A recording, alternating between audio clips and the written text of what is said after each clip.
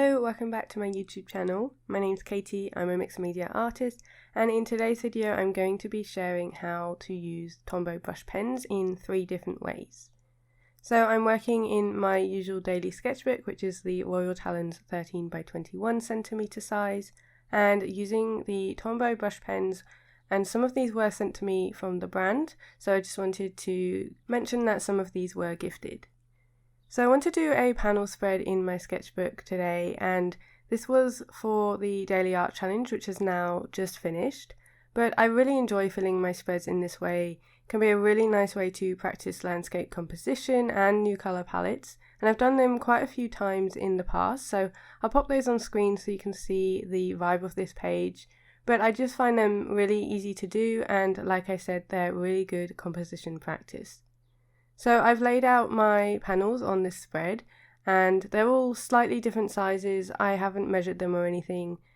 And instead of doing this video in sections, I'm just going to keep it in the right order in terms of the panels that I'm sharing, and just show the different techniques and ways to use Tombows as I go, because I tend to mix them up a little bit in here, and I'm using a little bit per panel. So you can see here I've started putting down my brush pen, and I'm actually using their colourless blender. So this is quite new to me. This was sent to me from the brand, and I found it a really nice way to soften some of the edges. You can see, especially there where I'm putting in the sea, how much it blends in those colours. And I find that it does work best when you are doing it straight after you've put the colour down, whilst it's still kind of wet on the page. It really creates a nice soft texture that you can then work on top of, and it just means that it softens the edges, so the blending is a lot better. Obviously it is a colourless blender and it does pick up some of the colour onto the nib, but you can kind of brush that away when you're using it. So if you're blending really dark colours, then you can just put that aside onto a scrap piece of paper and get rid of it that way. So using the blender tool is very new to me, but it's a technique I've really enjoyed using lately and one that I wanted to share. And you can see I'm also using it here with the grass here on the foreground of this little panel. And I often forget that there's a second end. All the time I'm using the brush tip end, but it's actually really handy to have this smaller tip on the other end of the brush pen, so you can get more refined details. Obviously I prefer to use coloured pencils, and that's the second way to use Tombow brush pens, which I'm going to share in this larger panel as well. I tend to use them as a base layer, and I'm usually quite loose in the way that I put down my main colours. You can see I'm not too worried about filling all of the page. There's going to be some little bits of white showing through, and I'm being quite loose with how I'm holding the brush pen and just trying to place down those main marks. And then I do come in most of the time with mixed media on top. And that's the way that I prefer to use my brush pens. I like to use them as the base layer and then use a mix of coloured pencils and Neocolor pastels, as well as pan pastel, which you'll see in this panel, and you'll see me using a mix of media throughout this whole spread. Although you can create full illustrations with just the Tombows, I really love the effect of using them as a base for layering. So at the moment this whole panel is just Tombows, and I do find that you can blend them together with darker tones on top, like with the grass at the back there, creating those sort of stripes. So you don't necessarily have to have the blender, you can actually still blend the shades together, but obviously you need more pens for it to blend. Whereas if you've got a darker one and a lighter one, then the blender definitely helps with that. So here I am coming in with my pan pastels. I'll pop all of the information for the shades down below in the description box. But I've done a spread in my sketchbook before where I've used the pan pastels to sort of soften the background and create a bit more depth. And that was my idea here, coming in with my little tool to soften some of the marks. So obviously with brush pens you will get that texture, especially where you're overlaying. And using pan pastels really helps to soften that. Similar with the colourless blender, but adding on that extra layer of colour on top. And I really wanted to push some of these mountains back in the distance and those far hills. So I'm going over the Tombow with the pan pastel here, and it definitely creates a sort of misty haze. And I wanted the little bushes to stand out, so I'm actually going over it with the brush pen. They are really versatile, so you can keep coming in and out with your mixed media, and if you want to highlight things like maybe you've pushed back, you can just bring them back with the brush pen, so definitely not a problem with layering. Just adding on some pink highlights for the fields and then my Neocolor. So you can see all of the different layers I do as a mixed media artist, and I really enjoy using my media in this way. And I find the Tombows really great for that.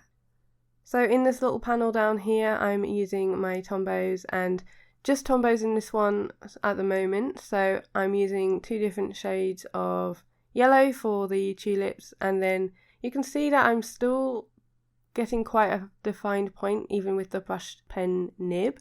I do come back in a minute with the other end, but you can get really defined lines just with the brush pen. I also added some of the pan pastel to the sky. This is only a little panel, so it didn't take very long, and you can see I'm still being quite messy with it. I prefer to work in like a loose way rather than being super careful. But this is where I'm coming in with the other tip of the brush pen and just adding in a few little details. So this one, apart from the pan pastel in the sky, is all Tombows. So on the next one now, I'm doing a little coastal scene, and again I'm using the colourless blender pen, which you can see I'm using here, and again it's just softening those 2 tones together. Obviously they're not massively different, but I wanted to really soften that sand and the little marks in the cliff just to make it seem a little bit more natural. You can get really harsh lines with the brush pens, and I do find that the blender is really good at softening them. So this one is quite simple again. I'm using this 558 for the sea, and because it was still so wet, going straight in with the 491 definitely meant that they blended together a little bit more.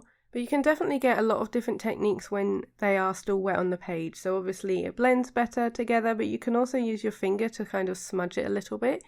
But obviously you have to be quite quick because it does dry quite quickly. Then I'm just finishing this one up with my mixed media again. I always come in with my mixed media because I think it finishes things off really nicely. And I really like this one. I think this panel was really effective, and just darkening up the sky a little bit with my Neocolors. So on to the next technique now, which I think is one that is most exciting with the Tombows, and that is using them as paint. So I'm putting some colours down here on my palette. This is a paper palette tear-off sheet, and then I'm just dipping my brush in water and applying that straight to the palette and then onto my page. And this makes them act as sort of watercolour, so they're not super vibrant because I am obviously mixing water with it, and I'm just mixing up a few different shades to try and get the exact colour that I want with my paint, and then applying it directly. I'm doing a little sunset scene here, which is some water and then obviously clouds in the sky. And I find that this is a really interesting way to use them. You can go straight in with your Tombows on top as well, so it's quite versatile. You don't have to just use the brush pen, it does layer really nicely. And I really love the effect. It definitely feels like watercolour, which is really interesting because obviously you're not having to get your watercolour set out. You could easily take a water brush pen, the ones that you fill with water, and just take the pens with you if you are going to sketch on location. These are really versatile, so all you would need is the water, and I really love that idea because you can create totally different effects. And with the paper palette, I can actually just wipe it away. You can see there I just used some kitchen towel and cleared the palette off, ready to do this next one, which I'm also using the same watery technique. So this one was a little house with lots of trees behind, and I honestly, it really does look like watercolour, and I think this was a really interesting technique. The Royal Talens paper doesn't love a huge amount of water, so you do have to be a little bit careful if you are working in these sketchbooks. But as you can see here, you can add the pen on top and then mix that straight in, or obviously you can do it on the palette like I showed. But it creates a really lovely soft effect. I really like the gradient that it created there. The top of the trees look really soft and merge in really nicely, and then I'm coming in with my mixed media on top. So now onto the next big panel. I think this one is actually my favourite with how it turned out. I illustrated some sunflower fields, And for all of these references, I'm not going to link them all down below, but I just searched quite a generic term onto Pastels, which is a copyright-free site. I'm pretty sure I just put in landscape for this one, and it just helps me to see a huge range of different views, and then I can use them for this page. So you would have seen that there was a line that I added into the sky, and because it was quite harsh and I wanted the clouds to be quite soft, I just came in with the blender to make that a little bit softer. You can still see the line up there on the top right, but it definitely softened it, and I think that that's the best way for me to use the blender to soften some of my marks. So I'm using quite a few different tones of green here towards the front, and this is where I'm blending them together with the other colours rather than coming in with a blender, because I think that works really nicely as well. Then adding in the middles of the sunflowers with this brown, and this one is quite messy, but I think like when you zoom back you wouldn't actually know it. I think with the Tombows, because they are so versatile, you can get some really different effects with them, and you kind of have to lean into some of the texture that it provides. I think that sometimes people try and get a really flat colour with brush pens, which isn't necessarily possible. So kind of just leaning into that texture and then adding on colour on top with mixed media definitely helps, and definitely made me fall in love with these brush pens. So for this panel, again, I used the paint technique of putting it on my palette, and you can see where I'm coming in with the brown brush pen on top, that it layers absolutely fine. Where I've got more water on the bottom, you can see it went a little bit darker, but it goes over the Neocolor I put in the sky, and it just means that I can use all of the things that I want to. Coming in with some pan pastel here, just to add a bit more yellow to where I've added in the green, which adds a bit more depth, and the layering is just absolutely fine. I haven't had any problems with things laying on top. And although that one was super simple, I think that adding in that pan pastel really made it come alive. So some more little bit of blending on this one. This is a lighthouse scene, so I'm adding in the rocks at the front with all my different shades of brown, and then using that lilac tone for the sea, and again doing a little sunset scene, so I'm adding in some orange to the sky, blending that in with a slightly lighter orange rather than using the colourless blender here, and just creating a really soft effect for the clouds behind. Like I said, I will try and put down all of the shades that I used down below, but if there's a specific one that maybe isn't clear what it is, do pop them in the comments and I will let you know what it is. Then I'm coming in with my Neocolor again, just because I like the way that that looks, and some final details for the lighthouse. So overall, I've used 3 different techniques here in this page. I've used it as a base for my mixed media, and I've worked on top with pan pastels, pencils and Neocolors, so hopefully it was helpful to see all the different layering. I've softened it with water and used it as paint, so putting it on my palette and then coming in with a paintbrush. And lastly, I blended it together with their colourless blender brush. So I hope that was helpful. I hope you enjoyed watching this page come together. I really love all the different panels, and I hope you picked up some new techniques. Thank you all for watching, and I will see you next Sunday with a new video. See you later.